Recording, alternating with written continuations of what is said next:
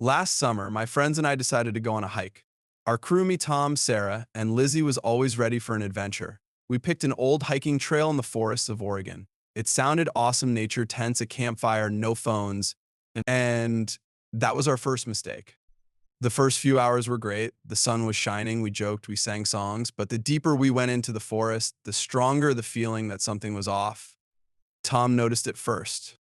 Guys, why is it so quiet here? Where are the birds and bugs? We stopped and listened. He was right. The forest was strangely silent. Even the wind didn't rustle the leaves. Oh, come on, we probably just wandered into the thicket, Lizzie said, trying to stay calm.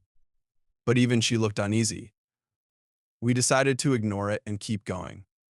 Finally, we found a clearing by a stream and set up camp. We made a fire, roasted some sausages, and things seemed to be getting better. Then night fell. We were sitting by the fire when Sarah suddenly asked, "Do you hear that?" We listened. In the darkness, among the trees, we heard a slow, ragged breathing, like someone was standing there, watching us. Tom grabbed a flashlight and shone it toward the sound. Nothing, just trees and shadows. "It's probably an animal," he muttered. We tried to forget about it and went to sleep. But sleep wouldn't come. Lying in the tent, I heard something walking around. The footsteps were heavy, but weird, like someone was walking on all fours. Suddenly, a scream came from Lizzie's tent. Something S looking at me. We scrambled out of the tents with our flashlights. Lizzie stood in the middle of the camp, trembling, pointing at the trees. There was a face. A pale face with black eyes. We shone our lights in that direction, but of course there was nothing. I tried to calm her down, but panic was already bubbling up inside me. Tom decided we needed to check the area. We headed into the woods with our flashlights. After a few minutes, we saw something that made us freeze. Carved into the trunk of an old tree was a symbol. Strange like a rune, and it looked fresh. Nearby was a pile of stones arranged in the shape of a person. And in the mud beneath our feet, we saw footprints human-like, but the toes were abnormally long. "We need to leave," Sarah whispered, her voice shaking. We rushed back to camp, packed our things in minutes, and started heading back. We walked silently, the beams of our flashlights cutting through the darkness. Behind us, deep in the forest, I clearly heard, "I don't go." A raspy, lifeless voice echoing from everywhere at once. We ran without stopping until we reached the road. Only then did we dare to look back. The forest was dark and silent, as if nothing had happened. We never went hiking again. And every time I look at a map of that area, I can't find the clearing where we camped, like it never existed. A few years ago, something happened to me that I still can't explain. I don't know if it was reality or my imagination, but at the time, it felt disturbingly real. I was driving alone through Arizona on the old Route 66. It was around midnight, the sky was clouded over, and my headlights were the only source of light. I was exhausted after 6 hours of driving, and I had maybe 30 miles worth of gas left. My phone had no signal, and the radio was just static. After a while, I spotted an old gas station. The letters on the sign were faded, but it looked like it once said gas end stop. The place looked abandoned for decades, but there was a light on in one of the rooms. I pulled up to a pump. The metal was rusted, and the air reeked of gasoline, though no one was around. I walked to the building's door to find someone and ask if the station was still operating. Just as I grabbed the door handle, I heard a whisper behind me, "Don't go in." I whipped around. Behind me, just darkness and my car. No one there. No one. "Hello? Is someone there?" I called out. Silence, just the wind whistling through the old beams. I figured I was just tired and imagining things. I opened the door and stepped inside. The interior looked just as abandoned. Dusty shelves, old newspapers from the 1980s, and a cash register covered in cobwebs. But the light was on, flickering ominously. I approached the counter and saw an old service bell. Just as I lifted my hand to ring it, I heard heavy breathing behind me. My heart pounded in my throat.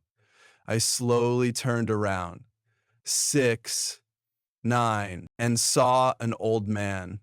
He wore a worn-out gas station attendant uniform, but his eyes were cloudy, his skin wrinkled, and his lips twitched as if trying to speak. "You shouldn't be here," he rasped. "Sorry, I just need some gas," I muttered, trying to hide my fear. He stepped closer and whispered, "They're still here, they never leave." At that moment, the light above us started flickering faster, then went out completely. In the darkness, I heard a rustling sound, like something crawling on the floor. Panic squeezed my chest. Um, I bolted for the door, but it was locked. I yanked on the handle, but it wouldn't budge.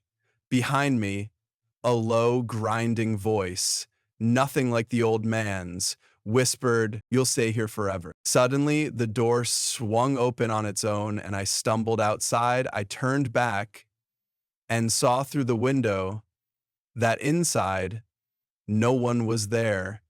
We're like face blind to face. Everyone was there.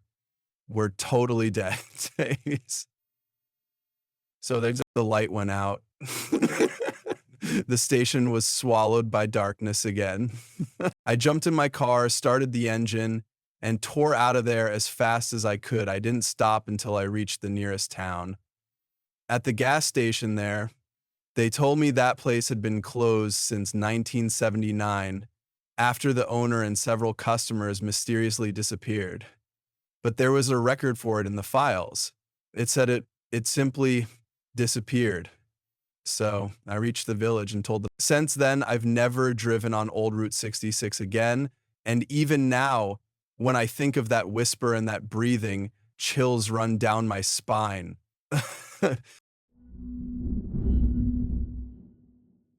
2 years ago, I moved into a small apartment building in a Midwest town. The building was old, the walls were thin, but the rent was cheap, and it seemed like the perfect place to start a new life. My apartment was on the third floor, and below me in apartment 2 billion lived some man. I never saw him clearly, just glimpses of his door closing as I walked up the stairs. Sometimes I'd hear his footsteps slow and heavy. Occasionally, he'd mutter to himself, but the words were impossible to make out. I thought he was just a recluse or a weirdo. Nothing surprising these days, but one night, everything changed. Around 3 a.m., I woke up to a strange sound. It was like something was scratching the floor right beneath my bed. At first, I thought it was rats or maybe noisy pipes, but the sound was distinct and rhythmic. Screech, screech, screech, screech. I lay back down trying to sleep, but the sound wouldn't stop. It happened every night. After a few days, I started hearing other noises, muffled thuds and faint muttering. Sometimes, even laughter, but not joyful laughter, quiet, cracked, and chilling. I was on the verge of a breakdown, so I decided to ask my neighbor, Mrs. Lynch, who had lived there for 20 years. "Oh, you mean apartment 2 billion, she whispered. Her eyes darted nervously, and she added, "No one has lived there for 5 years." I froze. But I keep hearing sounds from there. Footsteps, scratching, laughing. Mrs. Lynch shook her head. The man who lived there disappeared. The police found strange marks on the floor, like he'd been dragging something heavy around the room. Cold sweat prickled my skin. Those scratching sounds, it was exactly what she described. That night, I decided to check out 2 billion for myself. I went downstairs and saw the door was slightly ajar. I pushed it and it creaked open. Inside, it was dark, but the smell hit me, a mix of mold, rust, and something rotting. I turned on my phone's flashlight and walked into the living room. The room was almost empty except for an old mattress in the corner. On the floor were marks, deep scratches leading from the door to the center of the room. Suddenly, behind me, a voice whispered, hoarse and barely audible, "Do you want to stay too?" I turned around and saw a figure, a gaunt man with hollow eyes staring straight at me. I bolted for the door, ran to my apartment, and slammed it shut. That same night, I packed my things and left.